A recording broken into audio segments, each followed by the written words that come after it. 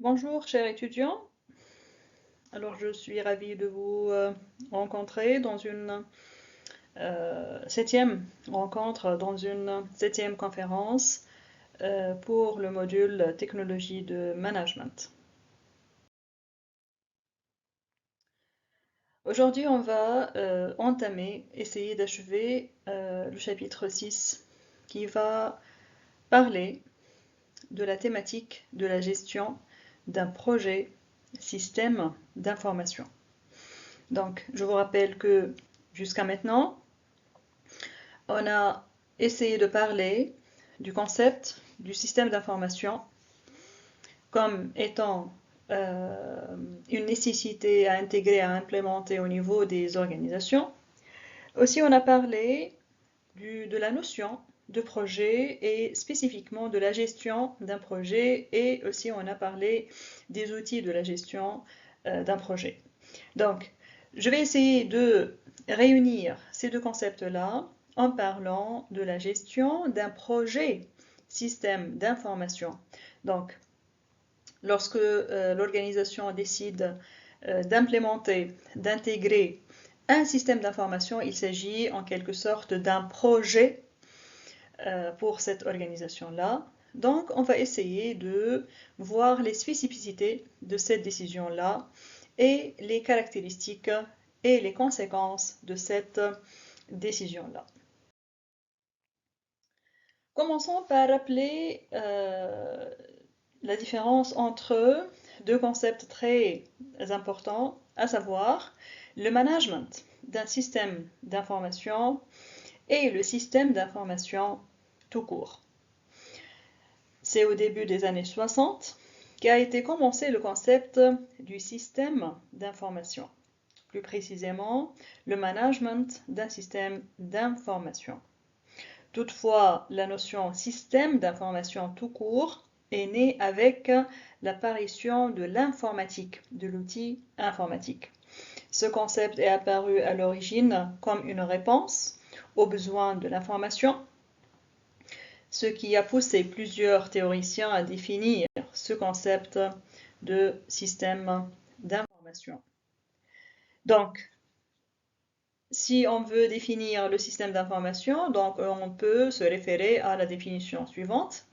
Donc, le système d'information est une combinaison formalisée de ressources humaines et informatiques, résultant de la collecte, de la mémorisation, de la recherche, de la communication et de l'utilisation de données en vue de permettre un management efficace des opérations au sein d'une organisation. Donc, c'est la définition donnée pour ce qu'on appelle le système d'information. Alors que le management des systèmes d'information se définit de la manière suivante. Donc, le management de systèmes d'information est un système intégré homme-machine qui fournit des informations supportant les opérations de la gestion et de la prise de décision dans une organisation sociale. Donc, il s'agit de deux concepts vraiment différents avec des fonctions et des buts qui sont différentes et avec aussi des outils qui sont très divergents. Alors, quels sont les impacts des systèmes d'information sur l'entreprise? Donc, le développement ou bien l'intégration des projets de systèmes d'information essaie d'atteindre généralement trois types d'effets ou bien trois types de résultats. Le premier, c'est la réduction des coûts. Le deuxième résultat ou bien le deuxième objectif qu'on cherche à atteindre, c'est la création de la valeur ajoutée. Le troisième objectif peut être aussi une modification de l'organisation des processus au niveau de l'entreprise. Et rappelons que les premières conférences, voilà, au niveau des premières conférences, on a parlé de cette conception de cette schématisation de l'entreprise sous forme de processus. Donc, essayons de parler du premier objectif, qui est la réduction des coûts. Donc, comment l'intégration des systèmes d'information nous permet de réduire les coûts.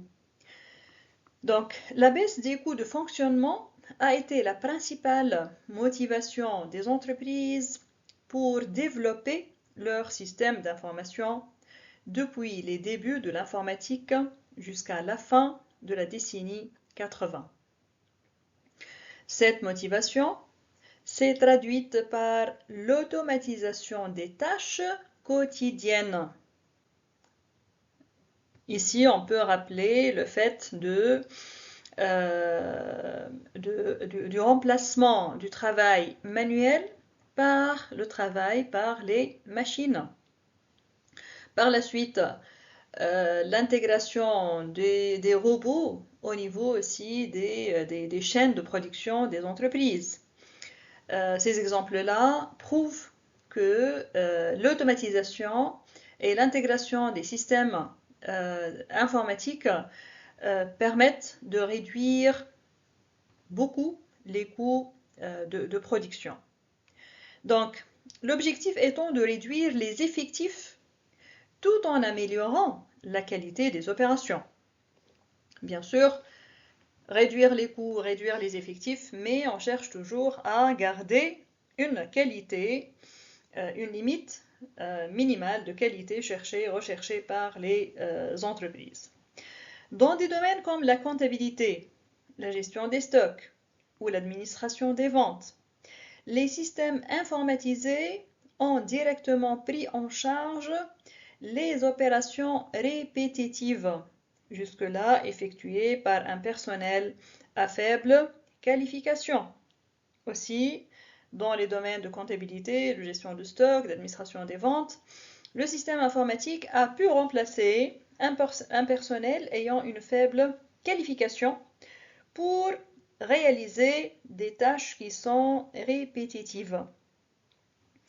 Ils ont également permis d'augmenter les volumes d'activité avec un effectif constant.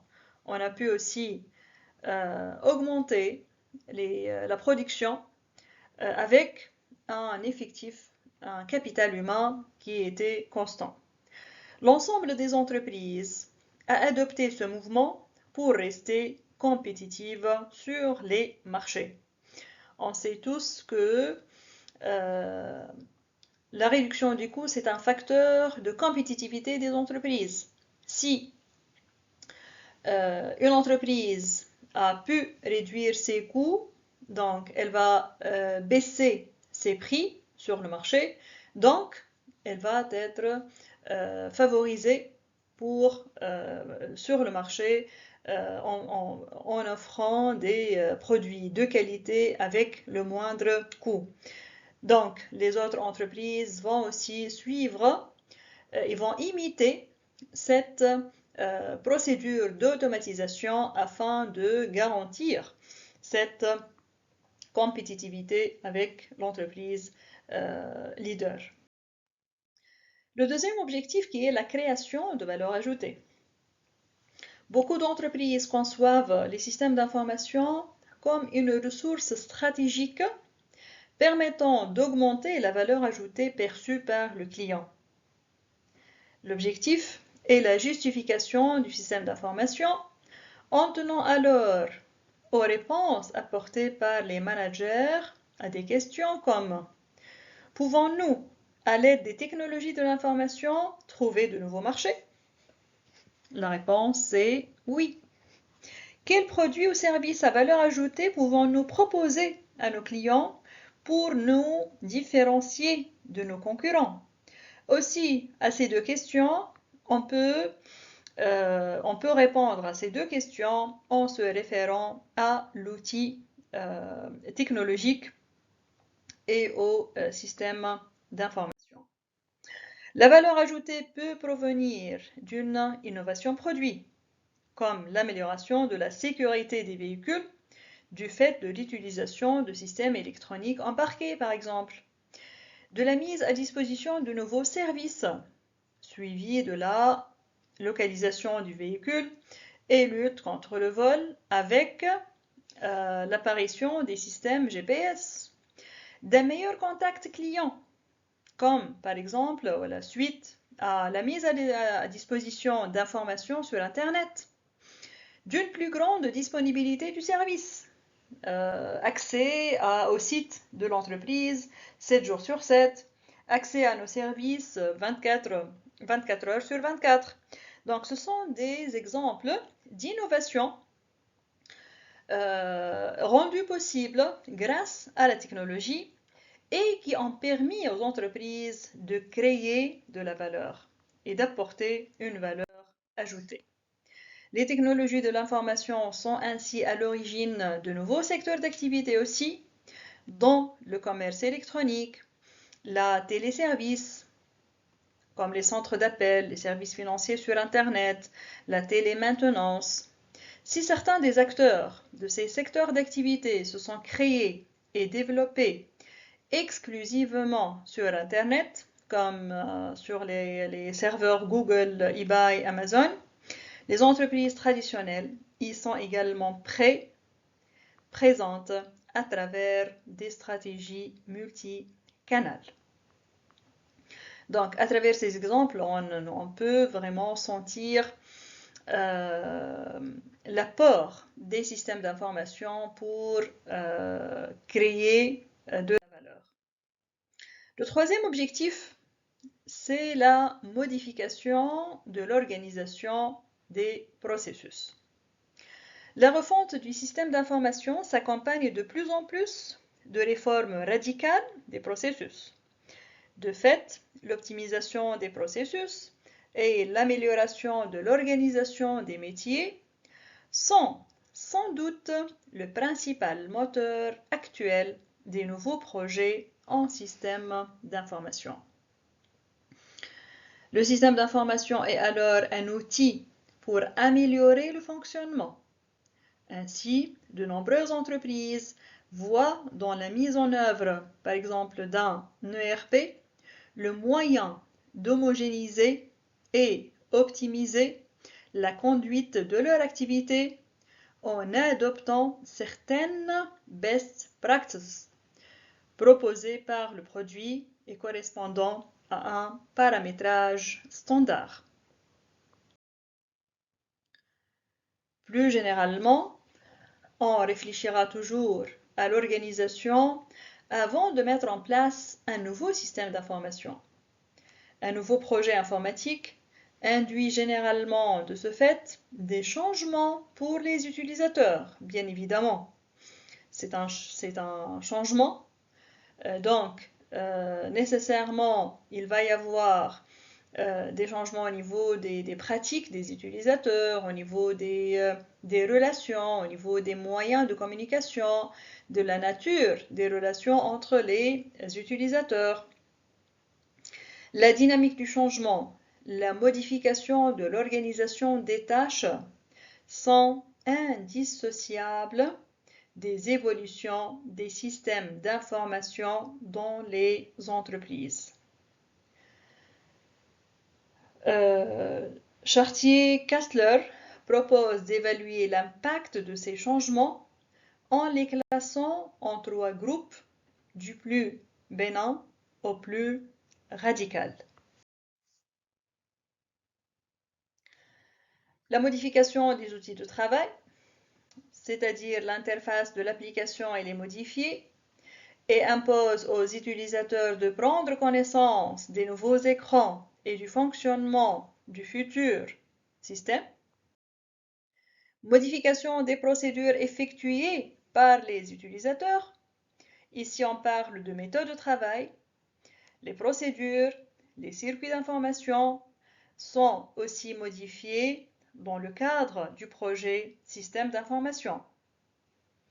Ainsi, par exemple, la mise en place d'une base de données commerciale comportant l'historique des achats faits par le client peut-elle modifier profondément le travail des commerciaux? Elle oblige ceux-ci à rénover la préparation de leur visite aux clients ainsi que leur argumentaire de vente et pourra également changer les critères de leur évaluation. Donc, suite à cet exemple, on voit bien l'effet de l'intégration, de l'implémentation d'un projet système d'information sur le travail d'un agent commercial au niveau d'une organisation. Modification aussi du métier des utilisateurs à travers la définition des services et des départements de l'entreprise est modifiée. La nature du métier évolue, ainsi que les compétences requises. L'organisation est transformée. L'intégration d'un outil système d'information va exiger de nouvelles compétences. Ici, on parle de compétences requises. Donc, on doit penser à apporter des formations pour notre personnel pour pouvoir utiliser ce nouveau logiciel ou bien ce système d'information intégré au niveau de l'organisation. Ainsi, dans un service assurance, la mise en place d'un centre d'appel a-t-elle obligé les membres du service sinistre à développer leur capacité de contact direct avec la clientèle et modifier leur métier, auparavant exclusivement fait le travail administratif sur dossier. Vous voyez, donc ici, à travers cet exemple-là, on sent bien que l'intégration d'un système d'information va modifier le type de contact, le type de relation entre les membres d'un service sinistre au niveau d'une assurance et les clients et leur clientèle. Et par la suite, les nouvelles compétences qui doivent être requises par ce personnel afin d'effectuer de manière performante leur métier. Bien évidemment, la réduction des coûts, la création de valeur ajoutée, l'optimisation des processus sont des effets attendus du système d'information. Cela ne veut pas dire qu'ils sont toujours atteints. Il faut faire attention, ces objectifs-là sont des objectifs recherchés. On essaie d'atteindre ces objectifs-là. Les grandes entreprises ont en effet souvent vécu une ou même plusieurs histoires d'horreur avec leur informatique. Je le dis toujours, il s'agit d'un changement et on doit essayer de gérer ce changement-là, surtout avec un personnel qui risque d'être résistant au changement. Donc, par exemple, des fonctionnalités insuffisantes ou bien mal adaptées, des délais interminables, un refus des utilisateurs, un doublement des coûts des projets. Donc, ces exemples-là sont des exemples de rencontrés au niveau des entreprises où l'intégration d'un système d'information a connu des problèmes.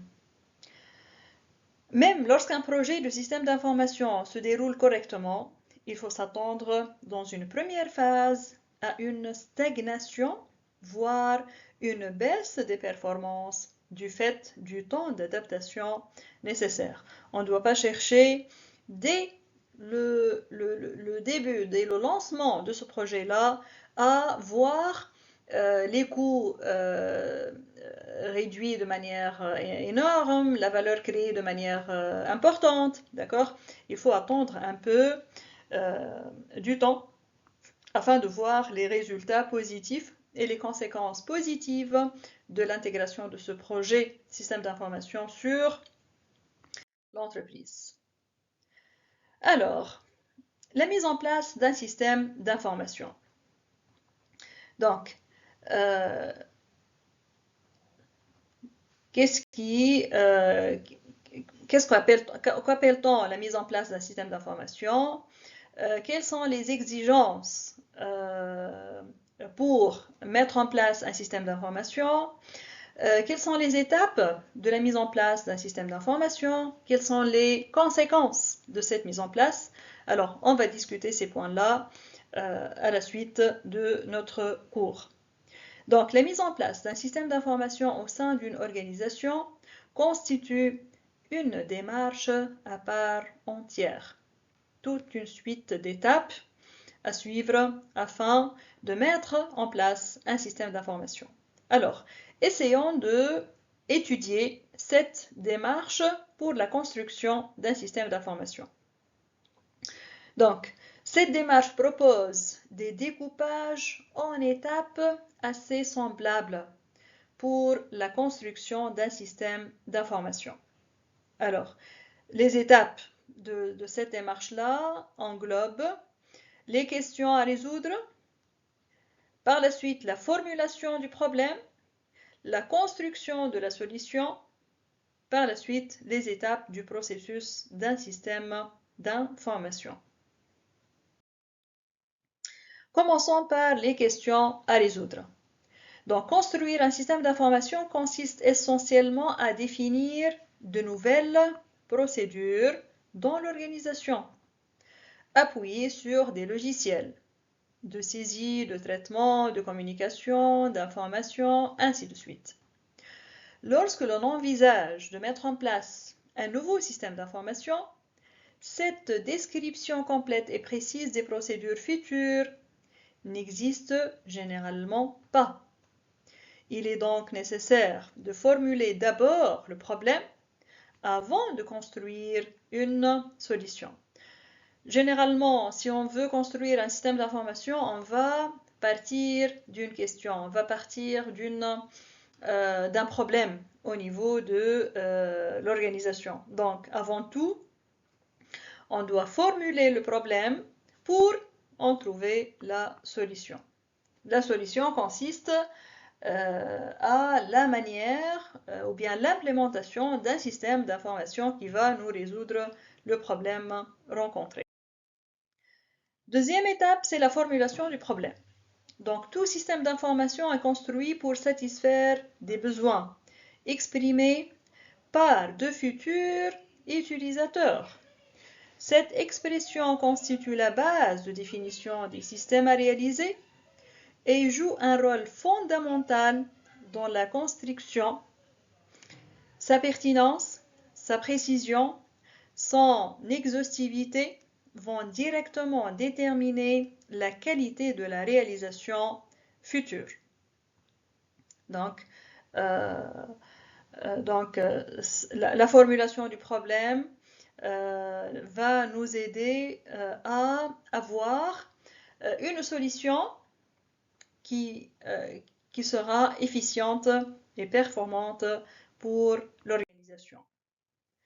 La construction de la solution maintenant. Donc, la construction du système d'information est un processus non structuré, un processus itératif où l'on mélange en permanence la formulation du problème et la recherche de la solution. C'est en quelque sorte une boucle. D'accord? On définit le problème, on formule le problème, on cherche la solution. On trouve une solution, par la suite, on va essayer de voir est-ce que cette solution-là répond au mieux à notre problème ou bien non. Par la suite, il va y avoir de nouveaux problèmes. On va chercher de nouvelles solutions, ainsi de suite.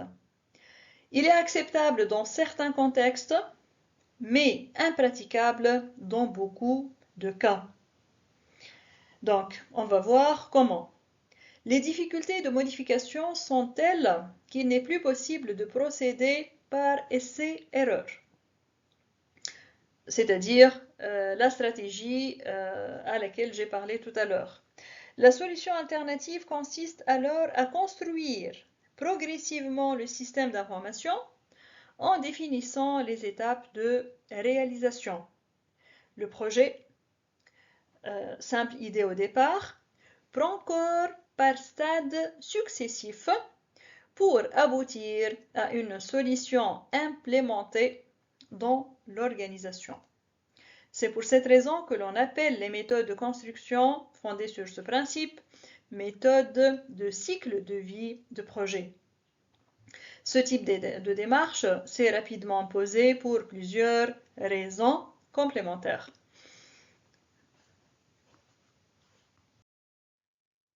La première raison consiste au point suivant. La nécessité de séparer l'analyse du problème à sa formulation de la conception de la solution. Pour les raisons à rappeler ci-dessus, et également parce que dans le cas où l'on pratique la planification des systèmes d'information, les deux activités ne sont pas réalisées par les mêmes personnes au même moment. Donc la séparation s'impose très souvent parce qu'il n'est pas très facile de planifier une activité dont on est incapable d'estimer le résultat à l'avance. Donc, pour cette première raison, on est pour la démarche qui dit que on va bâtir notre projet système d'information petit à petit. On va partir d'une petite idée et on va l'agrandir pour aboutir à la fin à une solution optimale pour l'organisation. La deuxième raison, la construction des systèmes d'information implique la résolution des problèmes variés et imbriqués. Imbriqués, c'est-à-dire interreliés. L'expérience montre que les risques bouclage existent. C'est-à-dire que l'apparition d'un nouveau problème peut remettre en cause un choix déjà effectué et interdire aussi la progression vers la solution. Donc, une démarche définissant des stades successifs est donc une logique dont la résolution des différents problèmes permet de limiter ces risques-là. La troisième raison, les compétences utilisées ne sont pas toujours les mêmes pendant le déroulement du projet. Certaines tâches peuvent être externalisées, c'est-à-dire réalisées par des partenaires comme des sociétés d'ingénierie.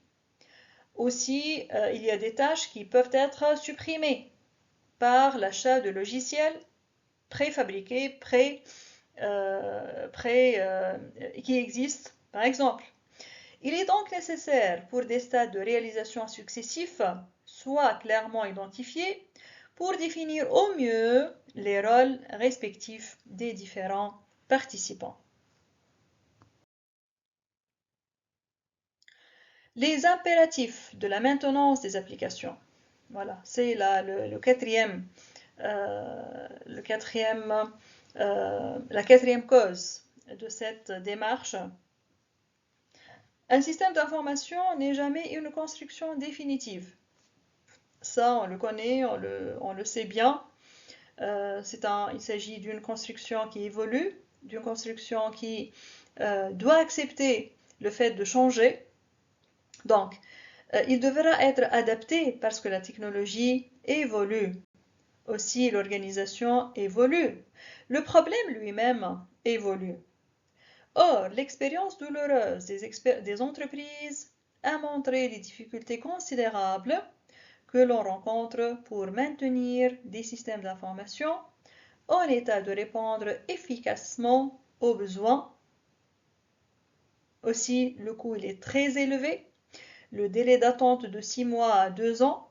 L'une des solutions à ce problème crucial consiste à définir la solution à différents niveaux d'invariance, de façon à nous remettre en cause que les éléments concernés par l'origine du changement. Donc, cette quatrième raison fait qu'il vaut mieux donc bâtir un projet système d'information petit à petit afin de prendre en considération ces évolutions-là, ces modifications au niveau de l'organisation, au niveau de la technologie, au niveau du problème lui-même. Alors, passons maintenant aux étapes d'un processus d'un système d'information. Donc, bien sûr, je parle ici des étapes d'implémentation, des étapes d'intégration d'un processus du processus d'un système d'information.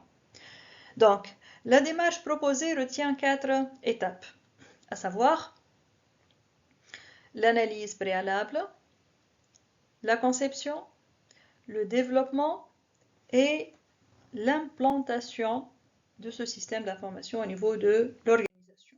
Commençons par la première étape qui est l'étude préalable. Les objectifs de l'étude préalable sont les suivants. Tout d'abord, définir le problème à résoudre. À quel objectif répond le système envisagé? Quel domaine couvre-t-il? Quelles sont les activités concernées? Quels sont les résultats auxquels on s'attend? Ensuite, vérifier s'il existe une solution économiquement justifiée et techniquement réalisable à ce problème. Bien sûr, cette solution-là doit être, ici je parle de économiquement justifiée. C'est pas normal d'implémenter un système d'information au niveau d'une organisation qui coûte très cher et qui ne va pas nous aider à améliorer de manière considérable nos produits ou bien nos services.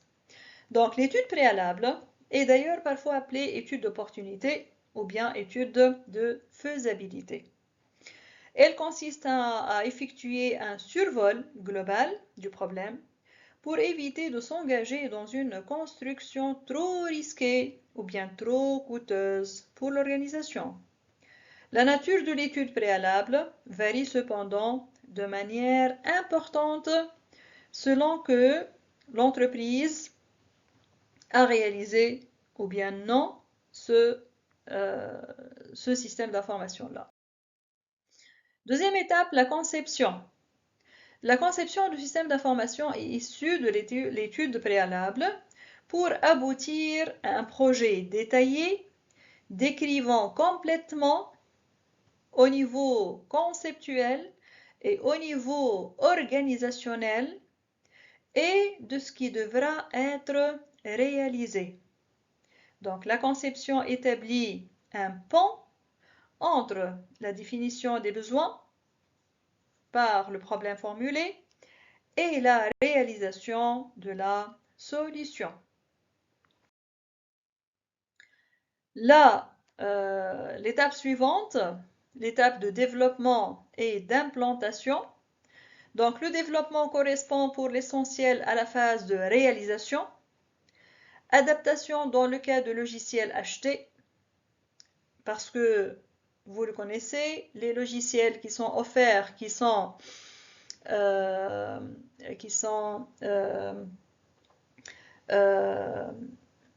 fabriqués par des sociétés, donc sont fabriqués avec des standards qui doivent être commercialisés pour une panoplie d'entreprises qui ont des activités différentes, mais aussi en même temps, ces logiciels peuvent être adaptés aux besoins de chaque entreprise. Donc, dans le cas où je vais acheter un logiciel, je dois l'adapter aux besoins propres de mon entreprise. Des logiciels à partir des spécifications contenues dans le dossier de projet. Donc, la dernière étape, l'implantation, elle correspond à la mise en place de la solution. Dans ce cas, plusieurs tâches peuvent être menées en parallèle. Alors, la première tâche, l'installation des matériels spécifiques s'il y a lieu, s'il y a nécessité de ce matériel spécifique. Cette tâche peut être réduite à très peu de choses si la solution utilise la plateforme technologique actuelle. C'est-à-dire que si l'entreprise dispose déjà d'une plateforme technologique, on peut donc le temps consacré pour cette tâche-là peut être réduit, aussi les coûts relatifs à cette étape-là peuvent être réduits. Elle peut être très lourde si cette application entraîne un saut technologique important. Le passage d'une entreprise déjà encore manuelle où les procédures sont encore se réalise de manière manuelle, écrite, vers une entreprise qui va intégrer des logiciels et des réseaux au niveau de l'organisation, ce passage-là va être très lourd dans ce cas. Le changement et les tests complets de l'ensemble des logiciels dans les conditions normales de fonctionnement. Donc, aussi, cette phase de test des logiciels, comme vous le connaissez, par exemple, si j'achète une imprimante, par exemple, je la branche à mon ordinateur, elle me demande d'effectuer une page test, donc pour vérifier que elle est reconnue, cette imprimante elle est reconnue par l'ordinateur, la cartouche fonctionne bien, le matériel est bien en place, ainsi de suite. La construction des bases de données nouvelles, ces opérations de chargement des données qui consistent à enregistrer sur un support machine les données à utiliser, peuvent être aussi délicates et lourdes. Donc, ces étapes de préparation, ces étapes de mise en marche du système informatique représentent toujours le commencement. C'est une tâche importante, lourde, parfois difficile, parfois embêtante pour les responsables ou bien pour le personnel de l'entreprise, mais évidente, nécessaire pour la mise en place d'un système d'information.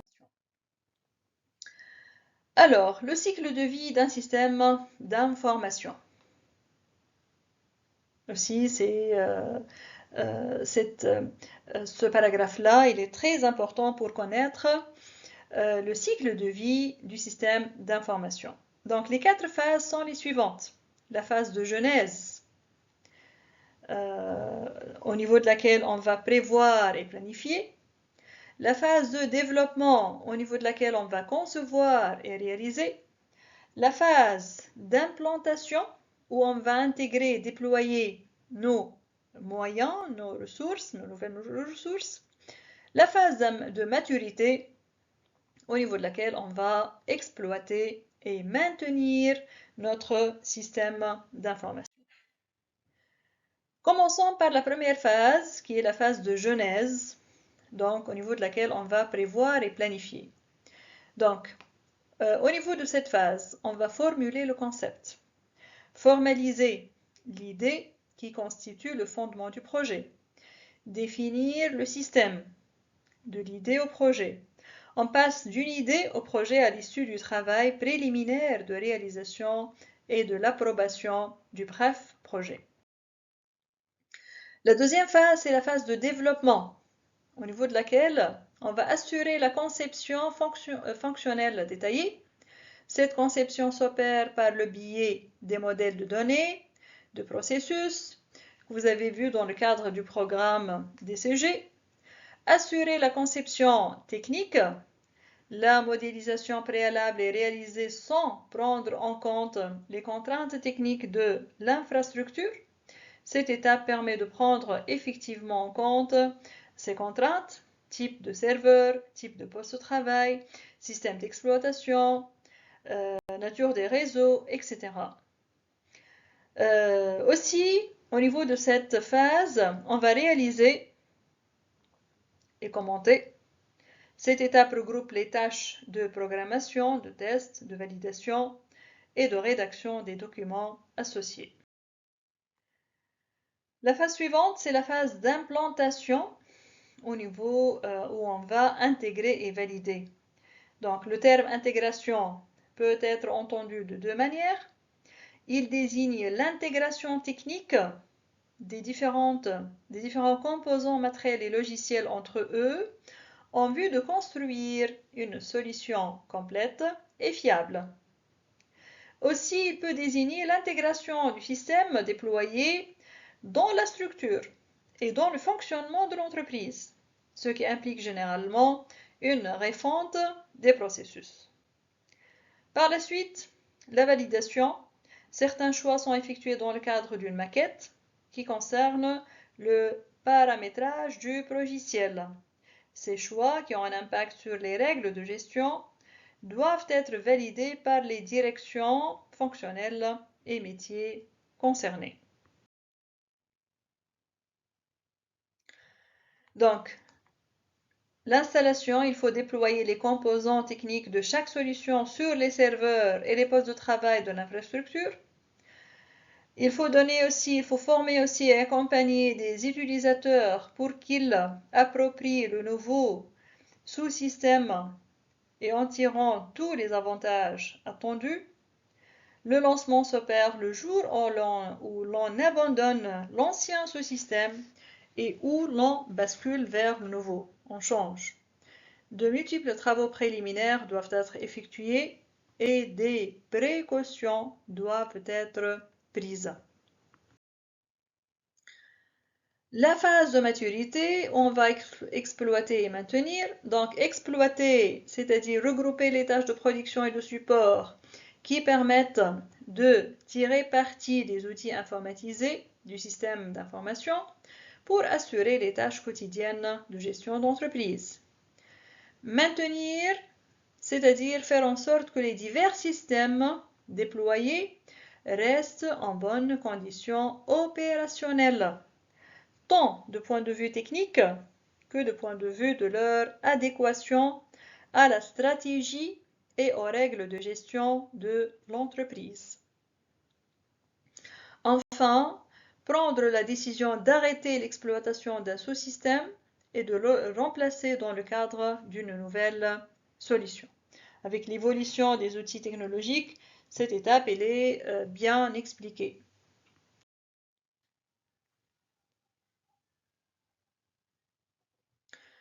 Alors, quelles sont les applications des systèmes d'information? Une application, au sens particulier d'application informatique, est un ensemble de programmes ou bien de logiciels articulés entre eux, utilisés pour automatiser ou bien assister des tâches de traitement de l'information dans un domaine particulier. Donc, une application informatique est caractérisée par un champ d'application et des fonctionnalités. On va distinguer 4 thèmes d'application. Des applications fonctionnelles, des applications de type aide à la décision, des applications de type aide à la communication et des applications d'aide à la gestion des connaissances. Commençons par les applications fonctionnelles. Quelles sont les caractéristiques générales de ces applications-là? Donc, les systèmes d'information fonctionnels répondent à une double préoccupation. La première préoccupation, ils supportent le traitement des transactions et des opérations. Deuxième préoccupation, ils apportent les informations utiles pour la gestion. Les besoins s'expriment dans un cadre local, puis global. La majorité des systèmes d'information fonctionnels sont organisés selon 2 types dominants pour répondre à ces besoins. Un ensemble hiérarchisé de rapports de gestion, qu'on appelle reporting system, comportant des informations jugées essentielles, et l'exploitation de bases de données alimentées par les transactions. Alors, parlons de certaines fonctionnalités spécifiques pour 4 systèmes fonctionnels, à savoir la gestion commerciale, la gestion de production, la gestion comptable et financière et la gestion des ressources humaines. Commençons par la première fonction qui est la gestion commerciale et marketing. Il s'agit d'une activité vitale. La gestion commerciale a beaucoup à gagner dans le recours aux technologies de l'information. Le développement de l'Internet a d'autre part modifié la relation client et elle a introduit le commerce électronique. Donc, quels sont les facteurs clés de succès pour la gestion commerciale? Au niveau transactionnel, la prise en compte indispensable des exigences des relations avec la clientèle. Au niveau études et recherches, une très grande ouverture sur l'environnement. La deuxième fonction, qui est la fonction de production et de gestion de production. Donc, le rôle du système d'information pour cette fonction-là. Donc, préparer et réaliser la production demande aux entreprises le traitement d'une masse importante d'informations. Les premiers systèmes d'information automatisés ont été orientés vers la production. Celle-ci étant complexe en termes de données, en termes de processus. Donc, l'architecture des systèmes d'information consacrés à la production n'est pas du tout simple. Les facteurs clés de succès dans ce cas, ils ont trois impératifs à respecter pour éviter les échecs. La prise en compte des particularités de la production, la prise en compte des impératifs de temps et le maintien d'une certaine souplesse d'évolution. On doit laisser une certaine marge de manœuvre intégrée au niveau de nos systèmes technologiques parce que on attend une évolution au niveau des produits, au niveau des métiers, au niveau des procédures de production, ainsi de suite. Troisième fonction, ce sont les services comptables et financiers. Donc la comptabilité générale est l'exemple le plus ancien et le plus répandu d'un système d'information formalisé et organisé. Les ordinateurs ont permis d'automatiser beaucoup de tâches de la comptabilité et de la gestion financière. À cet égard, les réalisations sont très variées. Les fonctionnalités. L'articulation possible d'un système comptable d'une entreprise non financière met en évidence trois composantes. Pour la comptabilité générale, traitement des transactions comptables. Aussi le sous-système de gestion financière, le sous-système de gestion budgétaire. La comptabilité générale assure l'écriture, la mémorisation des transactions selon des règles bien établies. Les facteurs clés de succès sont celui de la qualité de la communication des logiciels et celui de la sécurité. Ce point-là, il est très important, la sécurité de ces logiciels-là. En conclusion, on retiendra que les systèmes d'information dédiés aux services comptables et financiers ont atteint leur maturité et les réalisations actuelles apportent des solutions commodes et sûres. Enfin, la dernière fonction, c'est la fonction de gestion des ressources humaines. L'automatisation a commencé avec celle de la paix. Les ressources humaines ont la particularité de ne pas appartenir au capital des entreprises. Elles leur sont liées par des contrats. Il y a donc lieu de gérer ici des flux de gestion des salariés. Donc, un système d'information pour la gestion des ressources humaines s'articule autour de la gestion de l'emploi, c'est-à-dire tout ce qui est besoin de salariés, besoin de personnel, recrutement, embauche, la gestion de la rémunération, c'est-à-dire la politique de rémunération, le contrôle des charges, et la gestion de la valorisation des individus, c'est-à-dire politique de promotion, les carrières, ainsi de suite. Donc, la gestion des ressources humaines repose sur une base de données essentielle, qui est la base de données personnelle, décrivant chaque salarié, qui peut être selon les cas, soit partiellement, soit totalement automatisé. Les facteurs clés de succès. Au niveau transactionnel, le problème dominant spécifique de la GRH est l'impact relationnel de l'utilisation des technologies de l'information. Sont donc importants le respect des délais, le respect des textes législatifs, un point très important, et le maintien des formes de communication directe.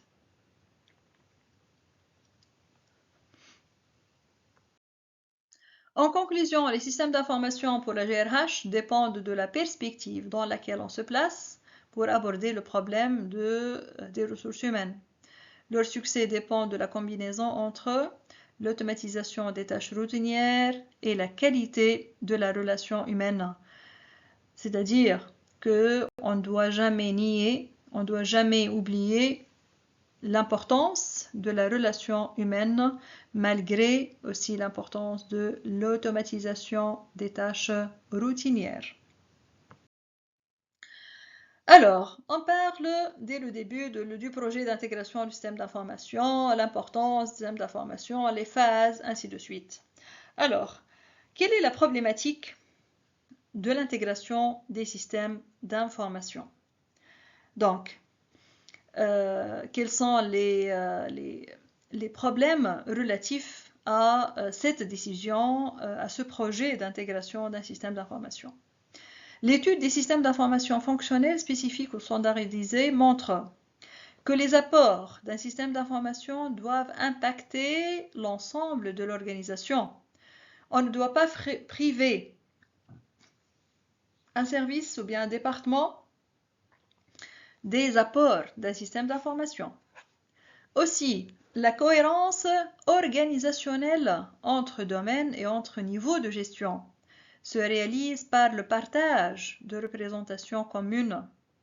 Le recours à des référentiels uniques, c'est-à-dire base de données, répertoire d'objets, est un puissant facteur d'intégration. La définition des caractéristiques d'un système à construire dans l'exercice d'une maîtrise d'ouvrage efficace exige une connaissance précise du domaine d'application. Cette connaissance doit être détenue par les utilisateurs et non pas par les informaticiens.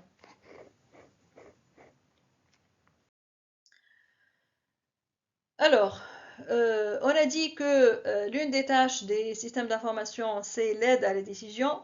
Donc, on va expliquer comment l'intégration d'un système d'information peut jouer le rôle d'un outil d'aide à la décision. Donc, l'observation d'une organisation montre que son fonctionnement repose sur la prise de décisions variées à la fois dans leur niveau, c'est-à-dire des décisions opérationnelles, des décisions stratégiques, et dans leur fréquence. On a des décisions répétitives et des décisions exceptionnelles. Ici, on va parler du modèle intelligence, modélisation, choix, comme un processus de résolution du problème. Donc, ce modèle distingue 4 phases dans l'analyse du processus de décision. La première phase, c'est l'intelligence. La deuxième phase, c'est la modélisation. Troisième phase, le choix. Enfin, l'évaluation. Le domaine de l'aide à la décision correspond au système interactif d'aide à la décision, noté SIAD, sous différentes formes. Ce terme recouvre lui-même des réalités variables selon le type d'aide à la décision apportée, la technologie utilisée, etc. Donc, le système interactif d'aide à la décision est interactif. On peut le considérer comme un système d'information assisté par ordinateur, fournissant une assistance aux décideurs pour des problèmes non totalement structurés.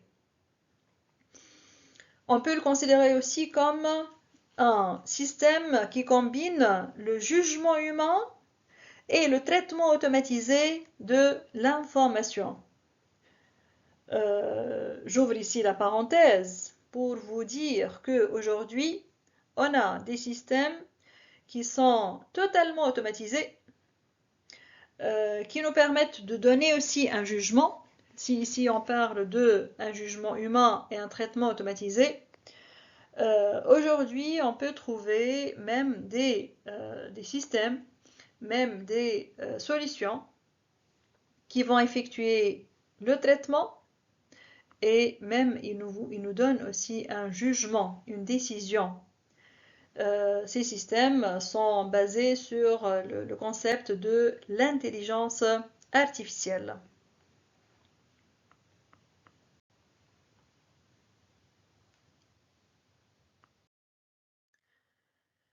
Donc, ces composants principaux sont de 3 ordres. Une base de données avec un système de gestion de base de données, une base de modèles avec système de gestion de modèles et une fonction de gestion de dialogue homme-machine.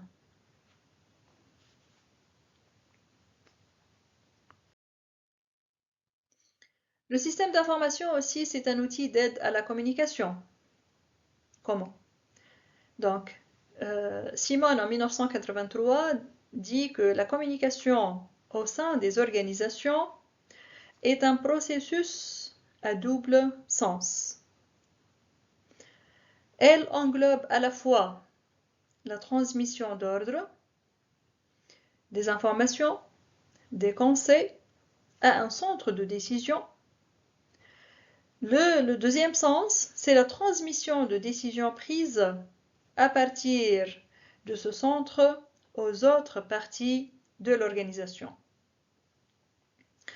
Si l'on ajoute à cela le fait que l'organisation doit échanger avec son environnement pour sa survie, il y a peu de chances de se tromper en avançant que communiquer est l'activité la plus importante d'une organisation. Donc, ces définitions prouvent que cette tâche de communication, c'est une tâche primordiale. On parle de communication entre les différents niveaux de l'organisation, entre les différents services de l'organisation. Si vous vous rappelez, lorsqu'on a parlé au niveau de la deuxième conférence, je crois, le système de pilotage, le système de prise de décision, le système opérationnel, il y a un flux d'informations qui circulent entre ces différents sous-systèmes du système organisation. Donc l'importance de la communication, l'importance du partage d'informations, de la circulation de l'information, c'est très important. Et on voit que un projet du système d'information, il a cette vocation. Il peut jouer ce rôle d'aide à la communication entre les différents organes, entre les différentes personnes, entre les différents responsables de l'entreprise, aussi entre l'entreprise et son environnement externe. Si l'on ajoute à cela le fait que l'organisation doit échanger avec son environnement pour sa survie, il y a peu de chances de se tromper en avançant que communiquer est l'activité la plus importante d'une organisation. Ici, l'apport des technologies de l'information se fait sentir dès la fin des années 80, avec l'apparition en fait du terme technologie de l'information et de la communication. Ce terme-là, il est très connu et au niveau de ce terme-là, on essaie de prouver le lien important entre l'information, les systèmes d'information et la communication. On a évoqué ici ce concept de communication pour insister sur le rôle de la communication au niveau de l'organisation, au niveau des entreprises.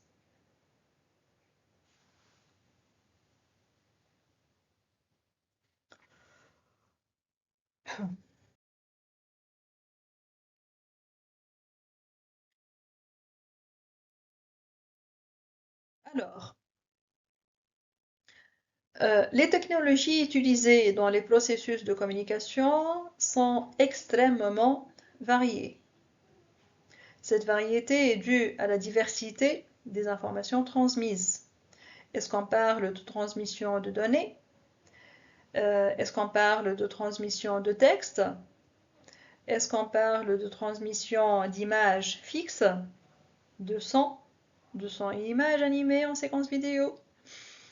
Par exemple, au niveau de notre cours, ou bien au niveau de notre université de Mid-Ocean, nous sommes en train de vous transmettre différents types de fichiers. Un fichier PowerPoint, un fichier PDF, une vidéo avec un son et du texte, D'accord?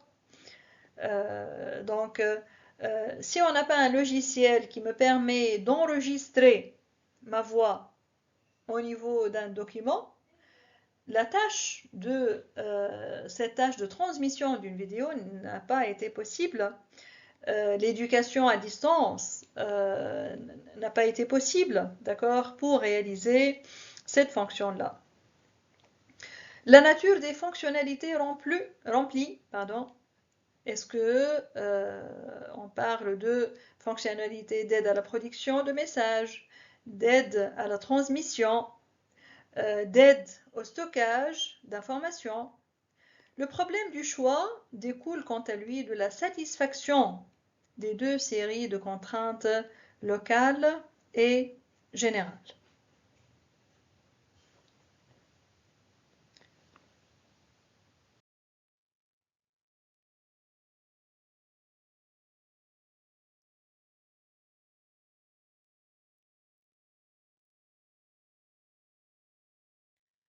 Alors, comme outil d'aide à la communication, les axes majeurs de développement pour cet outil informatique, donc, dans le domaine de l'aide à la communication est le lieu d'un développement technologique rapide.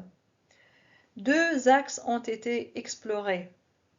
L'aide au travail en groupe et le développement des systèmes d'information interorganisationnels avec l'émergence de nouvelles formes d'organisation économique reposant sur l'échange de données informatisées et de plus en plus l'utilisation d'Internet. Donc, la tâche ou bien l'outil d'aide à la communication pour un système d'information nous permet aider les entreprises à développer ce qu'on appelle le travail en groupe. Surtout si on parle de sociétés multinationales ayant des filières et des filiales qui sont implantées dans des zones géographiques éloignées. Si j'ai besoin de réunir l'ensemble de mon personnel ou bien l'ensemble des responsables de tous les filiales, je peux, à travers un réseau interne à l'entreprise, ou bien même un réseau Internet externe à l'entreprise, je peux réaliser des réunions, par exemple les réunions à l'aide du logiciel Zoom, de l'application Zoom, le meeting de Google, d'accord, le Messenger. Donc ici, aujourd'hui, on parle d'une panoplie d'outils pour la communication, pour aider à travailler en groupe, même si les membres de l'organisation ne sont pas sur le même lieu géographique ou bien ils sont éloignés géographiquement. Aussi, le développement du système d'information interorganisationnel. On peut même communiquer entre les organisations à travers aussi l'outil d'échange de données informatisé et de l'utilisation de plus en plus de l'Internet. Donc, tous ces développements technologiques nous ont permis de communiquer davantage, de faciliter la communication, de faciliter l'échange d'informations, l'échange de données à l'intérieur d'une organisation ou bien même interorganisationnelle.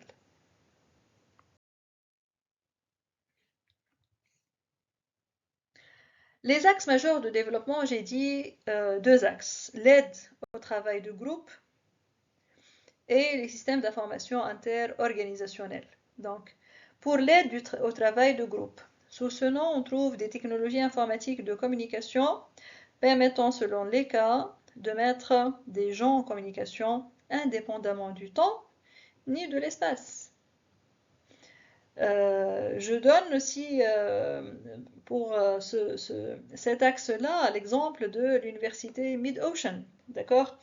On travaille en groupe à l'aide d'une plateforme. Donc, on peut échanger des documents, on peut échanger des informations indépendamment du temps, indépendamment des lieux géographiques où on est situé. Le deuxième axe, ce sont les systèmes d'information interorganisationnels qui représentent un ensemble de matériel, de logiciels, de données et de procédures supportant l'échange automatisé d'informations entre les organisations distinctes. Donc des logiciels, des plateformes, des outils, des procédures, un ensemble de matériel, d'accord, qui permet cet échange-là, qui permet l'instauration d'un système d'information interorganisationnel. L'échange de données informatisées, c'est un exemple particulier de SII destiné au support des transactions courantes entre organisations. Les domaines couverts par l'EDI sont ceux correspondant à des transactions courantes telles que les commandes, les avis de réception de commandes, les factures, qui sont très importants ces points-là. Imaginez-vous rappelez-vous au niveau de la crise, pendant la crise Covid-19, si on n'avait pas la possibilité de travailler à distance, si on n'avait pas la possibilité d'échanger des moyens, des factures, des bons de commande, des demandes, d'accord, via la technologie, on avait perdu tout contact avec l'autre. Donc, malgré que la pandémie a marqué beaucoup de secteurs d'activité, mais grâce à la nouvelle technologie, on a essayé de pallier à de forts problèmes et plusieurs entreprises ont gardé leur structure de travail, ont gardé leur travail, ont gardé leur production via un travail à distance, via un travail à travers les nouvelles technologies. Internet, le réseau des réseaux. Donc, ce n'est pas un réseau coordonné par une entité responsable de son fonctionnement, mais un ensemble de réseaux qui se coordonnent sur la seule base de l'utilisation d'un protocole de communication qui s'appelle TCP/IP, Transmission Control Protocol, Internet Protocol. Internet apparaît comme une hiérarchie de réseaux interconnectés qui propose de nombreux services et aussi à très faible coût. Enfin, la quatrième fonction d'un système d'information, c'est l'aide à la gestion des connaissances. Considérée désormais comme un véritable actif stratégique, la connaissance est à la base du savoir-faire de l'organisation. C'est une ressource qu'il faut donc maintenir et développer. Donc, les processus de la gestion des connaissances. La gestion des connaissances correspond à l'ensemble des activités, des pratiques permettant d'acquérir, de conserver, de communiquer des connaissances tacites et explicites afin d'améliorer l'efficacité de l'organisation. La phase d'acquisition de connaissances correspond au développement de nouveaux contenus ou bien au remplacement de contenus existants dans les connaissances tacites et explicites de l'organisation. Cette acquisition de connaissances nouvelles correspond à un phénomène d'apprentissage organisationnel. On dira qu'il y a un apprentissage organisationnel lorsque l'organisation, en particulier par le traitement des informations, accroît le répertoire des réponses possibles à des événements récurrents. Une fois acquises, les connaissances doivent être préservées Et on va parler de ce qu'on appelle une mémoire organisationnelle. Donc, l'outil informatique aide à former, aide à réaliser cet apprentissage organisationnel. L'outil informatique, la technologie aide à former, à bâtir cette mémoire organisationnelle. Chose qui est donc aide à bâtir cet ensemble de connaissances qui représente, comme on a dit, un actif stratégique pour l'organisation. Donc, en tant que support de la mémorisation, le système d'information et de communication de l'organisation est l'instrument pour permettre cette habitude au niveau collectif. Donc, pour supporter le processus de gestion des connaissances, de nombreuses entreprises implantent des systèmes d'aide à la gestion des connaissances. En anglais, on l'appelle Knowledge Management System. Ces outils vont aider à la création, au stockage, à la diffusion et à l'application des connaissances. Les apports potentiels des nouvelles technologies d'information à la gestion des connaissances sont extrêmement variés. Et derrière cette variété apparente se trouvent de faits différents types de systèmes d'aide de la gestion de la connaissance. Alors, cette conférence arrive à sa fin. J'espère que le contenu de la conférence a été fructueux pour mes chers étudiants. J'espère que vous allez bénéficier des connaissances évoquées au niveau de cette conférence. Je souhaite que vous révisez bien cette conférence parce qu'elle est vraiment pleine de connaissances et de informations bénéfiques pour vous. Alors, je vous remercie pour votre attention et pour votre écoute.